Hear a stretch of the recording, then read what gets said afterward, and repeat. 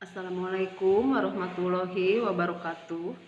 Salam sehat dan salam sejahtera untuk seluruh kelas 11 IPS dari IPS 1 sampai 11 IPS 4 yang Bu Nina ajar di dalam pembelajaran sejarah Indonesia.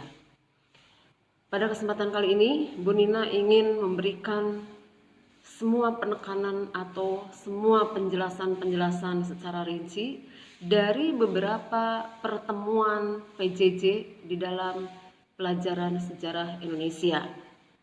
Seperti yang sudah kalian ikuti dengan baik tentunya untuk siswa-siswa yang memang betul mengikuti dengan rajin, kemudian mengerjakan dan melaksanakan tugasnya dengan rajin, itu sangat Ibu Nina ucapkan terima kasih sekali. Bagi anak-anak yang masih kosong tugasnya, kemudian juga yang sama sekali tidak pernah mengikuti, mohon dan tolong untuk segera dikerjakan, mumpung masih ada kesempatan untuk menyelesaikannya. Terlebih, kita kan akan menghadapi pelaksanaan penilaian akhir semester yang pertama. Jadi harapan Bu Nina, segera yang belum sama sekali mengerjakan tugasnya, dikerjakan dengan baik.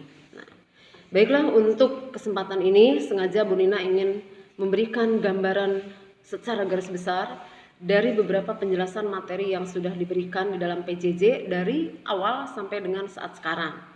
Kalian tentu masih ingat di pembahasan PJJ yang pertama itu kita sudah mempelajari tentang imperialisme dan kolonialisme. Bahkan Bu Nina di situ sudah memberikan definisi apa itu imperialisme dan kolonialisme. Tentu imperialis dan kolonialis di sini jelas kaitannya dengan bangsa-bangsa asing yang pernah menjajah dan menguasai Indonesia.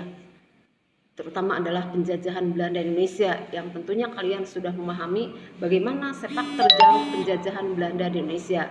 Silahkan nanti untuk mengingat dan memahami kembali dari pertemuan PJJ yang pertama, imperialisme dan kolonialisme, kalian baca kembali. Kemudian juga nanti akan berkaitan lagi dengan kedatangan bangsa-bangsa barat ke Indonesia. Nah, kalian kalau sudah membaca dan mempelajarinya tentu akan paham ya, bangsa-bangsa asing atau bangsa-bangsa barat yang datang ke Indonesia itu diantaranya ada bangsa mana saja. Tentu kalau yang ingat ada Spanyol, ada Portugis, ada Belanda. Nah, itu diantaranya ya. Kemudian juga termasuk Inggris. Inggris juga kan sempat menjajah Indonesia selama kurang lebih 5 tahun. Silahkan nanti oleh kalian dibaca, dipelajari dan diingat kembali.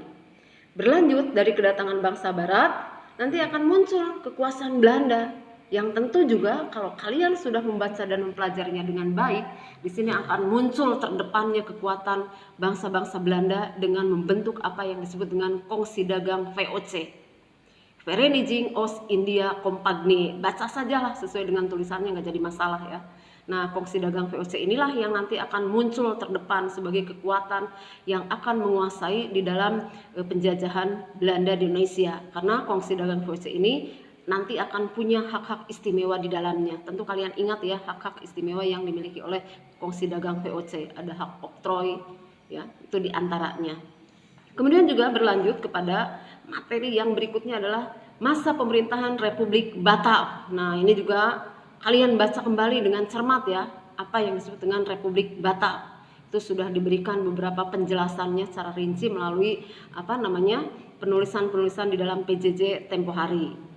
Kemudian juga, nah tadi sudah Ibu katakan pemerintahan Inggris di Indonesia yang sangat terkenal yaitu pada masa pemerintahan Thomas Stamford Raffles. Nah, nama Raffles tentu mengingatkan kalian juga kepada salah satu bunga raksasa Rafflesia, karena memang tokoh inilah nanti yang akan menjadi penemu di dalam penemuan bunga raksasa tadi.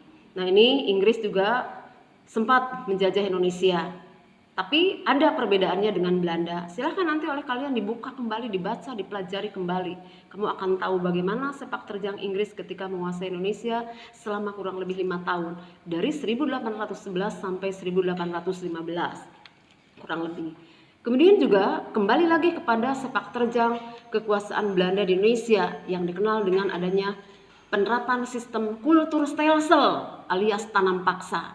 Nah, kalian juga sudah cukup tahu apa saja yang nanti akan menjadi tanaman-tanaman wajib yang harus ditanam oleh masyarakat Indonesia untuk nanti diserahkan kepada pemerintah Belanda sebagai tanaman berharga yang bisa dijual di pasaran internasional pada saat itu dengan harga yang berlipat-lipat. Bahkan ada istilahnya Belanda menjadi kaya raya berkat tanah air Indonesia. Nah itu silahkan kamu baca kembali Tanam Paksa atau Kulturstelsel.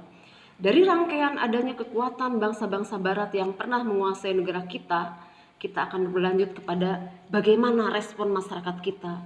Nah pada saat itu karena memang sudah memunculkan ketidaksenangan di dalam masyarakat Indonesia, terlebih-lebih setelah Belanda melakukan berbagai cara, dengan cara memaksa, dengan cara menekan, maka akan muncul beberapa perlawanan. Walaupun pada saat itu yang disebut dengan NKRI belum terbentuk, tapi kekuatan dan keinginan yang kuat dari masyarakat kita untuk mendapatkan hak-hak hidupnya sudah mampu memunculkan adanya inisiatif dan motivasi yang sangat tinggi, sehingga nanti akan muncul apa yang disebut dengan perlawanan rakyat Aceh terhadap VOC. Kemudian juga ada perlawanan Banten terhadap VOC. Bahkan kalau kalian cermati, dari adanya perlawanan-perlawanan tadi akan memunculkan tokoh-tokoh terkenal. Bahkan kalau kamu ingat, nama-nama tokoh yang ada di dalam sejarah ini banyak digunakan di dalam nama-nama gedung, nama-nama jalan-jalan protokoler di kota-kota besar. Nah makanya jangan lupakan tokoh-tokoh yang ada di dalam sejarah ini, karena memang ada makna tersendiri yang hingga saat sekarang nama-nama itu tidak pernah pudar dan tidak pernah luntur. Nah itu.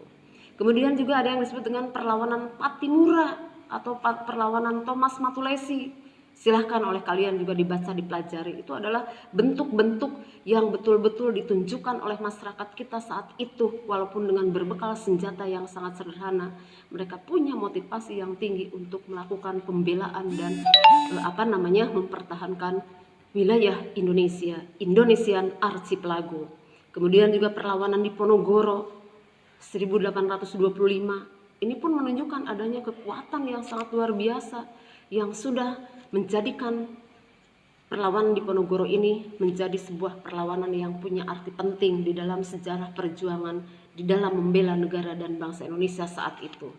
Kemudian juga ada perlawanan Aceh terhadap Belanda. Wah, nama-nama tokoh-tokoh di Aceh ini sangat cukup terkenal ya. Bahkan ada salah satu di antaranya tokoh Aceh ini yang akhirnya diinternir atau dibuang ke daerah di Jawa Barat. Kalau kalian pernah baca, tentu kamu akan ingat siapa itu tokohnya. Tidak lain adalah Cut Nyadin. Silahkan kamu baca, pelajari dengan baik supaya dalam pengetahuan sejarah kamu bisa lebih luas. Nah kemudian di pertemuan PJJ terakhir menuju ke putaran pelaksanaan penilaian akhir semester, tempo hari kita sudah mempelajari lahirnya Pergerakan Nasional Indonesia. Nah, di dalam lahirnya Pergerakan Nasional Indonesia ini sebagai bentuk daripada adanya kesadaran yang sudah sangat luar biasa tinggi ditunjukkan oleh masyarakat Indonesia saat itu. Terutama adalah yang sudah mampu melahirkan tokoh-tokoh Indonesia yang sudah mendapatkan pendidikan, walaupun pada saat itu pendidikan yang diberikan oleh Belanda itu hanya dibatasi, yang hanya diarahkan kepada kalangan para bangsawan saja atau para anak raja. Nah, ada salah satu peristiwa yang tercatat dalam sejarah Indonesia, munculnya kaum pandai, kaum intelektual Indonesia, itu adalah berkat adanya pelaksanaan politik etis atau politik balas budi. Tentu kalian masih ingat kan, politik etis itu meliputi 3 hal. Ada yang disebut dengan politik etis dalam bidang transmigrasi, politik etis dalam bidang irigasi atau pengairan, dan politik etis dalam bidang edukasi atau pendidikan. Dari 3 program politik etis yang digulirkan oleh pemerintah Belanda, walaupun hanya dengan keterbatasan untuk kalangan masyarakat tertentu, tapi satu di antara politik etis ini sudah membangkitkan dan melahirkan tokoh-tokoh Indonesia yang akan memimpin perjuangan bangsanya sendiri dalam menghadapi Belanda. Sehingga nanti dari politik edukasi inilah akan melahirkan kaum intelektual Indonesia yang akan memimpin bangsanya. Nah, oleh karena itulah latar belakang lahirnya Pergerakan Nasional Indonesia itu tidak lepas dari adanya politik etis di bidang edukasi atau pendidikan. Nah, silahkan oleh kalian dibaca itu tentang politik etisnya, dan ada kaitannya jelas dengan lahirnya Pergerakan Nasional Indonesia. Dan kamu jangan lupa, latar belakang lahirnya Pergerakan Nasional Indonesia juga dilatar belakangi oleh adanya faktor intern atau faktor dari dalam, ada juga faktor dari luar atau faktor eksternal. Baca, pelajari, dan cari apa saja yang meliputi faktor internal dan faktor eksternalnya. Ibu tekankan ya untuk kalian untuk membacanya. Jangan sampai dianggap bahwa pelajaran sejarah apalagi PJJ-nya yang tidak pernah diikuti untuk siswa 11 IPS khususnya, ini dianggapnya enteng, remeh, dan gampang. Baca itu ya tentang faktor internal eksternal dari lahirnya Pergerakan Nasional Indonesia. Kemudian juga lahirnya Pergerakan Nasional Indonesia juga punya ciri-ciri.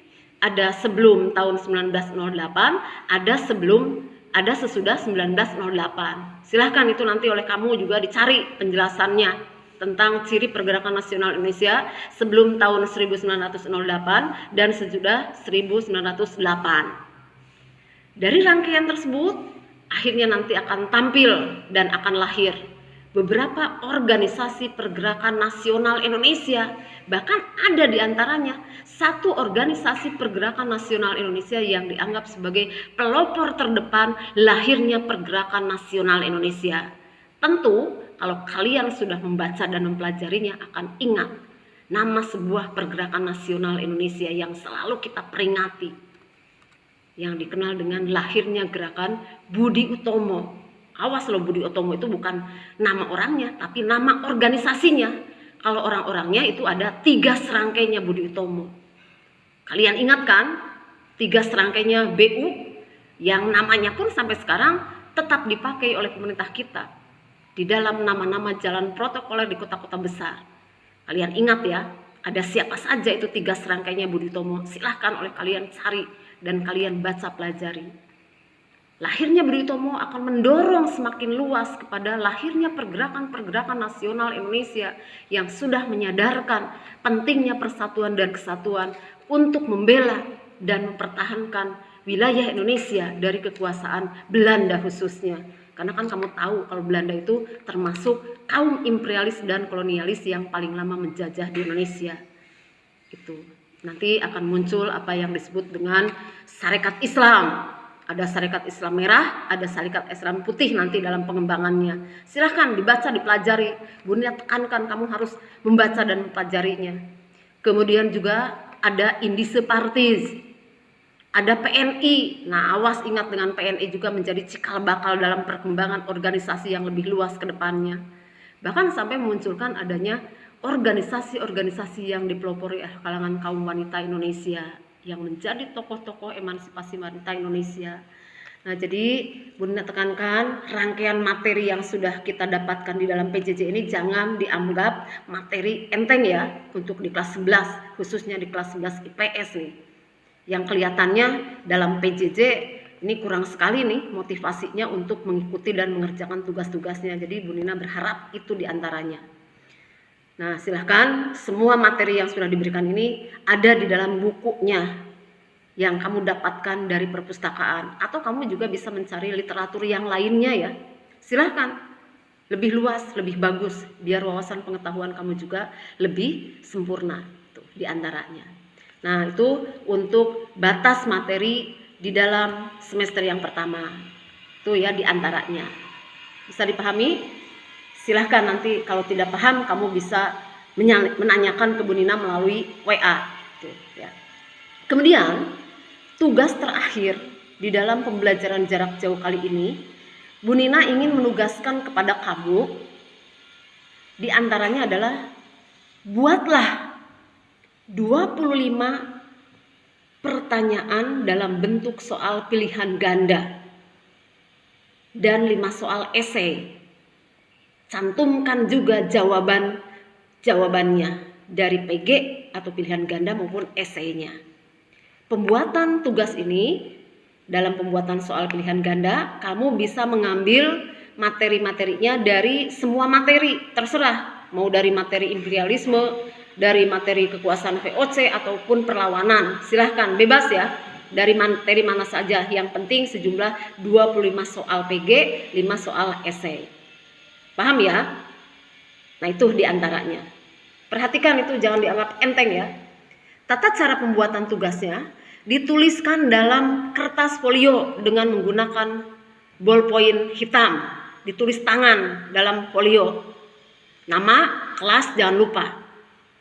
Tata cara untuk menyerahkan tugasnya, bisa dikolektif atau dikumpulkan bersama melalui KM-nya, atau juga bisa melalui teman yang bersedia untuk mengkolektifkan atau mengumpulkan soal tadi. Atau mungkin kamu langsung mau mengumpulkan ke Bu Nina, silahkan. Bu Nina selalu ada di sekolah ya, dari jam 9 pagi sampai jam 12 atau jam 1 siang, dari hari Senin sampai hari Jumat. Dan jangan lupa tugas itu batas terakhirnya hari Jumat setelah PJJ ini dilaksanakan. Jangan lupa, tugas ini adalah tugas yang akan Bu Nina masukkan ke dalam ulangan harian yang ketiga dan akan menjadi nilai tugas tambahan. Jangan dianggap enteng, remeh, dan gampang. Kerjakan. Tugas yang masih pada kosong untuk anak-anak di 11 IPS yang Bu Nina sudah rekap semuanya, segera diselesaikan. Nah, itu saja beberapa penjelasan dari Bu Nina. Silahkan diperhatikan dan dilaksanakan dengan baik. Tetap semangat ya. Semoga kamu sukses. Wassalamualaikum warahmatullahi wabarakatuh. Jangan lupa protokol kesehatannya ketika mengumpulkan tugas dipakai. Historia Vitae Magistra. Sejarah adalah guru kehidupan. Terima kasih.